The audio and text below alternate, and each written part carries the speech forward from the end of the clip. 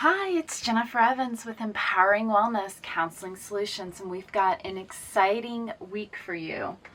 We are talking all about the bad brain and how our past, and actually how our family's past, even before we were born, we were destined to react in certain ways and have certain behaviors. And so we are getting into what is my book, Saying Goodbye to Bad Brain. We are going through basically everything that is in here and why we act and react the way we do, and why we shouldn't find any shame to our behaviors. It all comes down to the brain is just another organ trying to survive, and so we act and react in very predictable ways. So I'm excited, and of course you can go on Amazon and buy Saying Goodbye to Bad Brain. Thank you so much. Hi, it's Jennifer Evans with Empowering Wellness Counseling Solutions. Today we are talking about trauma and how it where it comes from. It comes from our families, and it's something that can be passed down in the gene pool like everything else in our bodies. So let's dig right in. So intergenerational trauma is this idea that our past is transmitted through one generation to the next. And when our unresolved emotional wounds, patterns and behaviors and coping mechanisms really connect to our traumatic experiences, and then all of that is coming and moving from one generation to the next. And there's a lot of reasons and ways to know that we have intergenerational trauma. Through behaviors, we can learn behaviors that are passed between one generation to the next. Our emotional and our relational patterns, so as we talked about yesterday, related to our trauma bonds, the dynamics that we learn through our family, we often will pass down from one generation to the next, and is typically related to trauma. And then we have kind of cultural and social transmission. So the trauma experienced by a community can also move between generations. These narratives that we build as a relationship and our coping skills become intergenerational. And then we have this idea of epigenetics, which is kind of the biological changes that can happen as a result of trauma being passed from one space to the next. And a lot of the things is as these traumas are getting passed between generations, we're really opening ourselves up for more susceptibility to mental health, to limited, trusting, and positive and healthy relationships, and finding ourselves in more negative and avoidant cycles. And so what we want to do is be aware. Everything is about awareness, acceptance, and action. Is understanding, that our value is not connected to other people's behaviors, and then we're individuating from those negative environments. And then understanding and accepting that there's no shame in this game, that it's okay. Once you know why it's happening, then you can be more likely to be able to heal from it. And then we are looking at action, which is finding one actionable step where we have a sense of agency and moving in a positive direction from that neutral cycle. And we'll talk a little bit later this week. So subscribe and stay connected on neutralizing the cycle. And so, looking at these epigenetics and how trauma really actually changes our underlying DNA symptoms or sequences is really understanding that the code remains the same, but the way in which the genes are turned off and on can be influenced by external factors like trauma.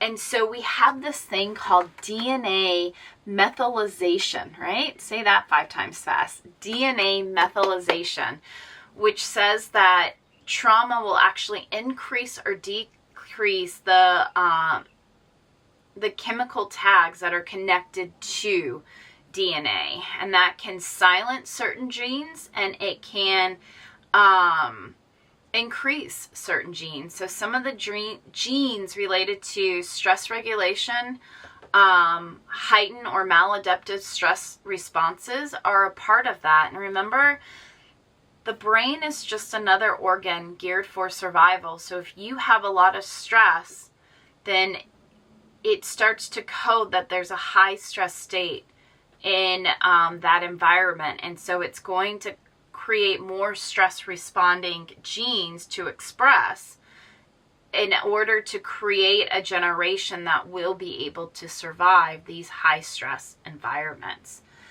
And then we have histone modification, which comes around, there's these proteins in DNA called histones, and trauma really affects the structure of those proteins. They can create how tight or loose genes are expressed, and that will impact our emotional regulation and our physiological response. So, the genes that are connected to the hypothalamus and the pituitary gland is a part of how we regulate stress, and that can lead to building genes that will create more chronic stress, more anxiety, and more depression as these, HPA, hypothalamic pituitary adrenals become more and more overly active. And so we can see that, there's a lot of science and research that comes with this. So parental trauma is a lot of studies related to parental trauma, and that they see this methylation in genes related to the cortisol regulation, and how that increases our likelihood of cortisol releasing because of the intergenerational stress and trauma that happens.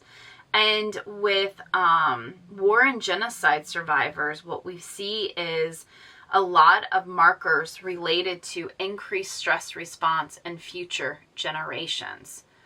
And so what we're trying to do is help build resiliency and protective factors, creating changes in your diet, creating exercise, finding ways to reduce stress. And we talked a couple weeks ago about mindfulness, and finding this present state will help us to move away from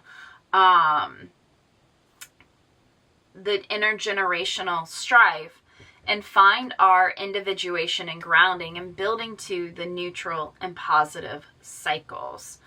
And so awareness is key. When you understand what your behaviors are doing that are repeating one generation after another, then it's easier to understand. And again, we accept because other people's behaviors is not a reflection of our value. It's just something that we learned. And this isn't, Freudian saying, well, it's all the parents' fault. It's really saying that this is going to happen. And whether you are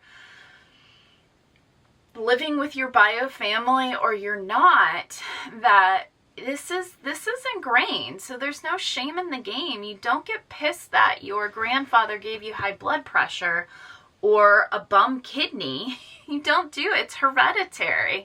So there's no need to be angry or shameful that our genes are also expressing. It's all for the effort of survival. It's been coded as high stress, and therefore it's been coded that we need these survival instincts. So instead of seeing it as a hindrance, see it as a value of growth and the ability to have more resiliency when you know that this is happening.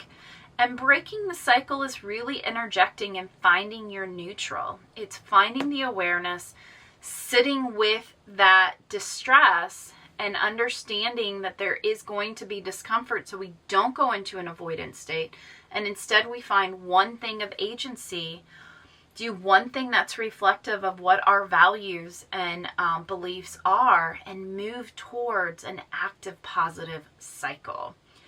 And some of these healing practices for generational wounds is grieving the capacity somebody has to be available and present in our lives. It's grieving the capacity that other people's behaviors is not a reflection of our value.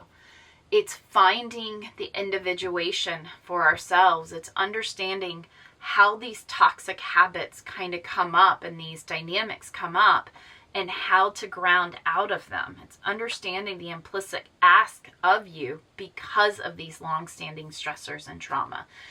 And these are complicated things. These are not self-help things. They're not. But when you realize that you have these experiences, then you know exactly what you want and what you want to search for. And this is therapy stuff. This isn't coaching stuff. This is find a qualified licensed therapist, a mental health counselor, a professional counselor that can truly understand these intergenerational trauma dynamics and how to help you be able to heal around them. I am Jennifer Evans with Empowering Wellness Counseling Solutions. Thank you so much.